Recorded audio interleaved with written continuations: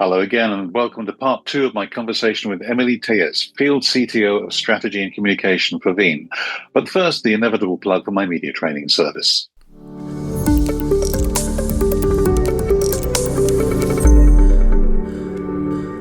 Do you want to sound as confident as my interviewee in this episode? If you talk to the press or other media, are you worried you'll be misquoted, or they'll just publish their story and not yours? Clapperton Media Associates can help with coaching. Drop me a note, guy@clapperton.co.uk, and we'll arrange a time for an exploratory call. Now, back to the podcast.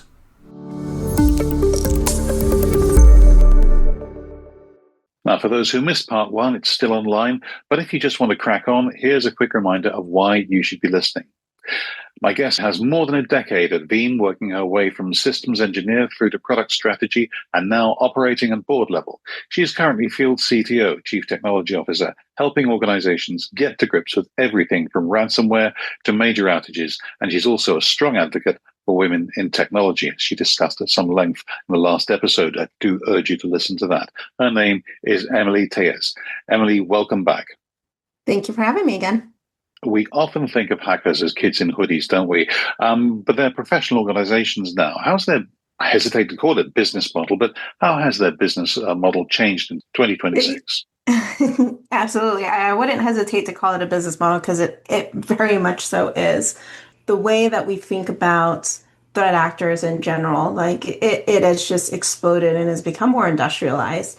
You know, they're operating as professional organizations. They have org charts now. They have help desks. They have recruitment programs. Some cases, they probably even have HR functions. So there's a huge change in terms of, what we see specifically with the different types of ransomware groups and threat actors. Even ransomware as a service, that has fully, completely changed the overall landscape.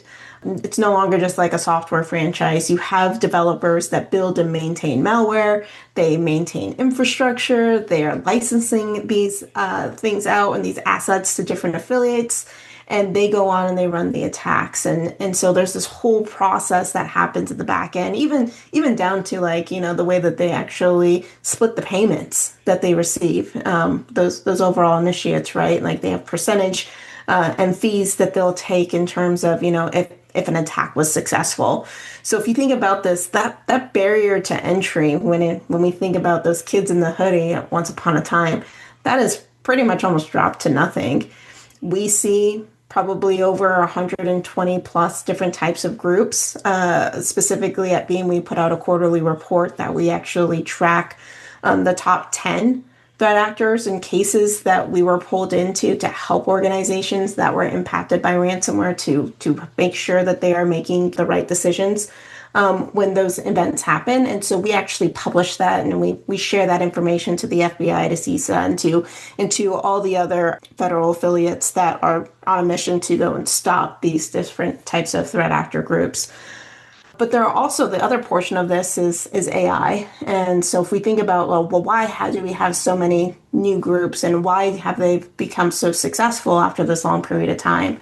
AI has definitely played a huge role. Not only can attackers now write more convincing emails, fake emails or phishing emails, or they can also leverage AI to help them find vulnerabilities faster, but they can also kind of leverage this and help them to scale out their attack methods where maybe they would have needed a couple of dozens or a larger team of people in order to do that a few years prior.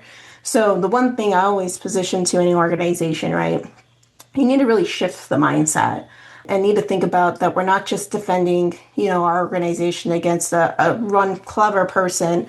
You are up against somebody that can be very well funded. They're very well organized. And they have a business, and they've decided that your data has just became their biggest source of revenue. So once we kind of put that into play, we can build a better strategy and better defense and offense for how we're going to operate during a time of crisis or incident.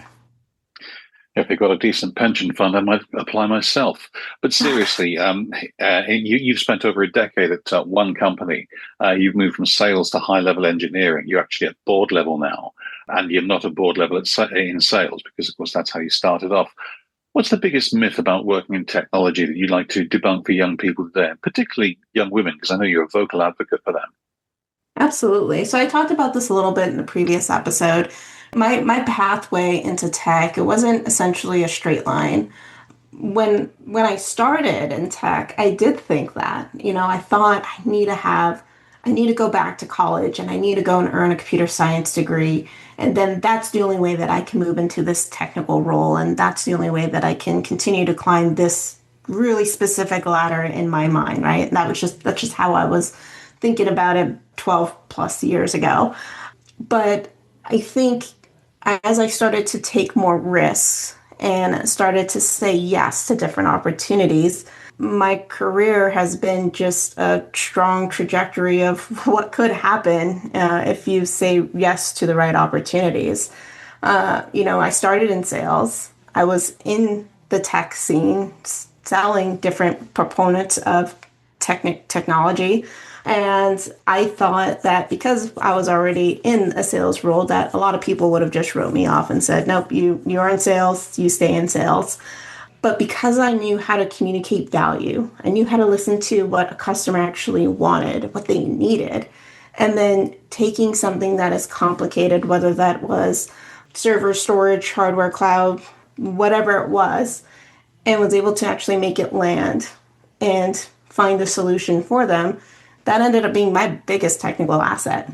And so, what I do every single day as a field CTO is communicate, is leverage that technical asset. So, what I generally like to proportion or to say to any young person out there that is truly interested inside of the world of tech, your curiosity is what's going to actually reward you inside of this field.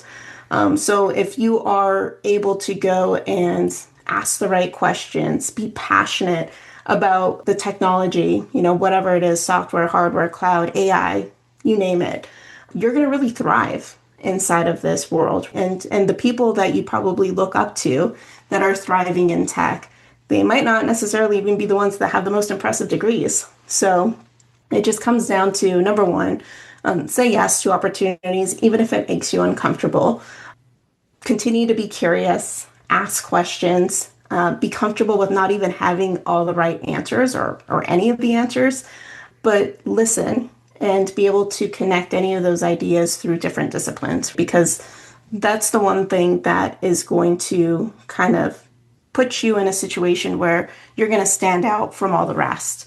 And if you feel like you were like me, saying, well, I can't go for this role until I feel qualified enough, I'm a perfect example that I was already qualified because I wouldn't have gone asked to pursue these different types of opportunities and roles in my career if they felt like I wasn't ready. So kind of put that negative piece aside and just go for it. If you're passionate about it, people will see it and they'll advocate for you too. That makes a lot of sense. And in journalism as well, I found that I was on the subject of asking questions. I would often be the person at a press conference who would ask a question which was apparently a fairly basic question at a technology press conference. And then afterwards, about half a dozen other journalists come up to me and say, I'm glad you asked that because I wanted to know too. So I'm halfway gritting my teeth thinking, why didn't you ask? But, someone has to be the person in the room who will just ask that. So be that person. Nobody will ever mind you asking as long as you don't ask the same thing over and over again.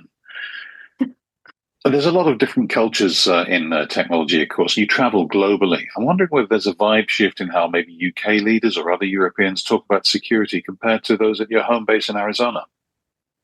There definitely is. So my role here has definitely broadened the different types of insights and the people, the organizations that I get exposed to. I mean, even just in the States alone, there can be very different priorities and laws and regulations that can be very important to one particular state, and then you go to the next one and they're not even halfway thinking about that, and it's not something that's being mandated or mandatory by their particular sector of the government. So it's very interesting just even here in the States in general of how that changes. But then even when we look about that across the pond, right, and we think about that in terms of those in London and those other European countries and the way that they're going to be tackling different types of technology and cybersecurity practices.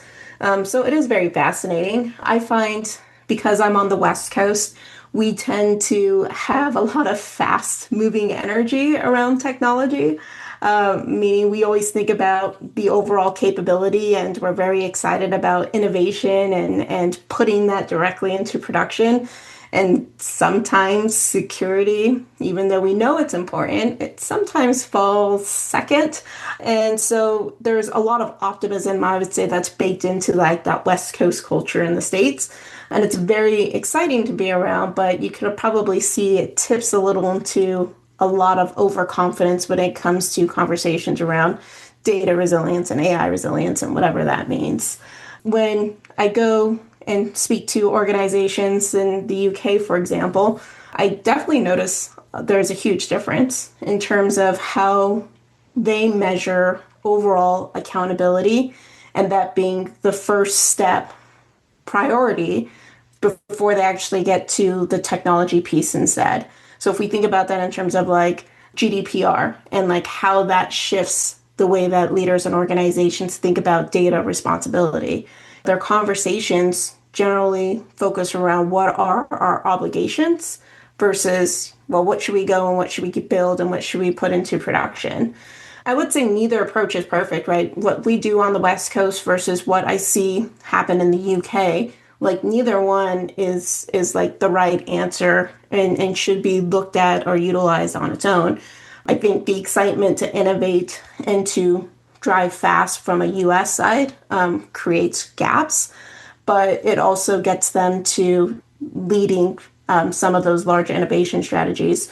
Whereas on the UK side, that caution, it helps them to actually put focus into where they can actually put that overall speed into product proof points of the data that's actually going to matter to them most when they are in terms of crisis. So I find myself kind of advocating for both fronts, especially when I'm in conversations with organizations, especially with ones that do business across multiple different types of countries, because we're having to talk about the types of urgency that they want to move with the caution, with the security, all being put on a level playing field. And so then that really helps them to build overall resilience into whatever decision they're trying to make about whatever technology they're looking to add in next into the mix or whatever innovation that they're trying to plan for, right? It helps them to make sure that they understand if something's gone wrong, we have a plan for it. That relates in many ways to what you were saying in the last episode about the importance of diversity, not just from the moral point of view, but from the business sense point of view. You want more than one perspective, because as you see, even within the same country, although I appreciate America is a vast country, you will have very different attitudes, very different perspectives coming in from different people. I'd like to look ahead 4 years or so. We've run a podcast called The Near Future. So let's say 4 years ahead. Will we still be talking about passwords and backups, do you think? Or will the technology be so smart it just looks after itself, just like they promised it would since the 1980s? Yeah, I think we kind of made that shift already, right? In terms of like passwords not being the primary function that we're utilizing. We've moved into, I have an iPhone, so there's pass keys, there's biometrics, and then there is the notion of actually building zero trust frameworks and approaches into your overall architecture. So I think for some organizations, even when they think about the word password, to them, it might even feel pretty old fashioned, right? Versus what they're used to in terms of the different types of interactions that they have with technology today. So there is a shift. I think we've already felt it. It's currently underway. And then when we think about it in terms of, well, how does that password shift then relate to something like backups? Because backups 100% has been around for the longest time.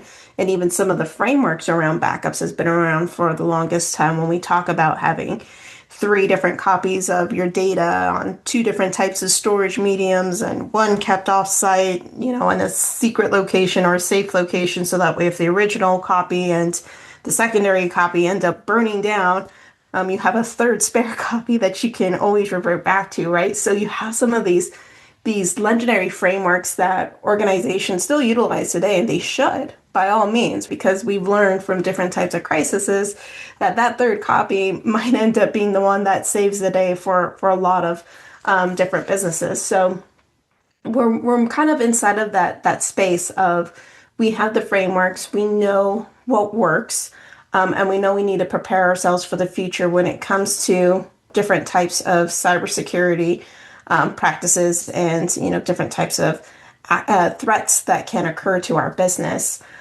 So we have to think about moving into a world of continuous data resilience, right? And that's something where it's not just thinking about, well, our data is protected because it's scheduled to be protected every Tuesday night. Instead, it's a constant automated state. We have AI that's helping us to play a role in making sure that maybe the system that is protecting our data is self-healing, that it's predictive, that it knows when you're going to run out of storage space. So then you're not going to be able to have a new clean backup to utilize, right? So there's this nuance of where new AI, new innovation is going to play a role into some of these older technologies that are starting to maybe feel a little bit older for some organizations. But another portion of this is that you always have to keep the human in the loop. So as much as I love talking about AI and all the wonderful things it's going to be able to unlock, you still need to have some type of human judgment into there. So if we think about AI flagging something that could be seen as an anomaly inside of the environment, you still want to make sure you have a human perspective that's coming in to decide what to do with that information, set parameters, set value, give context, validate those outcomes, and then even more so take accountability. Because as much as we talk about AI, you need to have a human stakeholder that's going to be involved that would end up being the accountable person for if something goes wrong versus if something goes right. So there's this huge notion of future of things aren't just going to look after themselves completely. We're going to have humans in the loop for everything. But essentially, it's just going to make what decisions we do decide or what actions we take more intelligent versus what we do today. So in the future, I just see this being accelerated in terms of how we act and how we make decisions overall with new context that can be brought to the mix from AI. We could keep on talking for quite some time. I'm really finding this very interesting, but we are running short of time. So could I finish perhaps by asking where people can find out more about you and more about Veeam? Sure. So the best starting point is to go to veeam.com. That's VEEAM.com. That is where you can kind of explore what it is that we do. I would definitely encourage you, if you found any part of today or the previous conversation interesting, you could download some of those statistics that we did talk about. That's in the Data Trust and Resilience Report. It is free. And again, that's based off of research from over 900 senior leaders globally. So it'll definitely be something that you can leverage to help you think differently about whether your organization is actually prepared versus how it currently feels. And then, of course, if you ever want to see a demo of our product or just want to know how things work, you could just reach out directly onto the Veeam website as well. And then last but not least, because we did talk a little bit about those that are younger and looking to get into tech, or maybe you're at a decision pivot point and you want to try your role into tech, we do have a wonderful program through Veeam University. It is free, so you can get access to different types of training modules and certification resources, and it's really great. So there is that opportunity as well if you want to be able to go deeper into anything that we offer in terms of our product and software. Feel free to go to Veeam University. But outside of that, definitely where you can come and find us. Emilee Tellez of Veeam, thank you very much indeed. Thank you. And if you'd like to hear more like this, please do subscribe to the Near Futurist podcast on any of the platforms available, and do come back next week for the first installment of our next interview. Thanks very much. See you then.